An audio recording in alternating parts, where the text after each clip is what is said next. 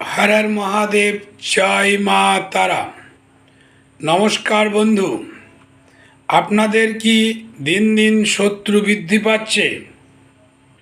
শত্রু আপনার ক্ষতি করার চেষ্টা করছে?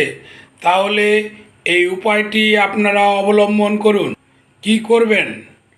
রাত্রি 8টার পর, যে কোনো দিন রাত্রি 8টার পর একটা শুকনো লঙ্কাতে শত্রুর নাম লিখে মাথায় 7 পাক ঘুরিয়ে, মাথায় অ্যান্টি ক্লক অনুযায়ী 7 পাক ঘুরিয়ে ওং ক্রিং ভৈরবায় শত্রু নাশায় কালীকে সহা, এই মন্ত্রটি 21 বার লঙ্কার উপরে পাঠ করে একবার করে ফু দেবেন।